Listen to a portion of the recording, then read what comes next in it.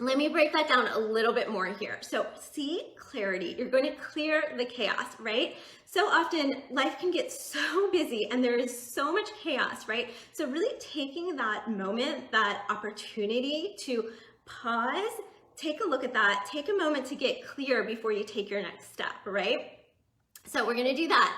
Then we're gonna move on to A, the acceptance phase, where you're really just gonna make sense of the now, really kind of grounding yourself in what is the current situation now, so that you can then move on to the R, the rebuilding phase of creating your plan of action, just really intentionally and purposefully creating your plan of action. So that is your mind, once it has that clarity of where it wants to go, like where it is now, what the current issues or obstacles or challenges are, and where you want to go, and has that clarity, your mind starts to seek out those creative solutions naturally, right? Your mind starts to kind of filter through, right? You're constantly getting pieces of information in your head all the time, right? That you're getting in through your senses, right? And your mind automatically filters through all of that stuff. I mean, can you imagine? Like, I find this so fascinating. Like all the things that you see, hear, feel, touch, your mind is constantly filtering through all of that to just pick up the pieces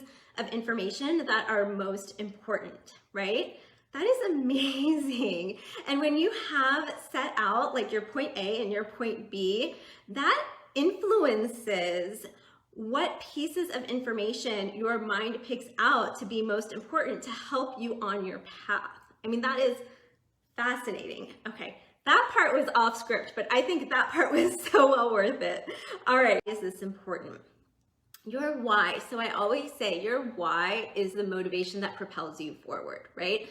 A lot of times, I have a lot of women who come to me and they say, you know, I'm just having trouble getting motivated. Or I really struggle with motivation and procrastination. And you know, your why, like I really, I loved it. I always do this. I always bring you back to your why, because your why automatically becomes your motivation. That becomes your momentum. That becomes the fuel that propels you forward.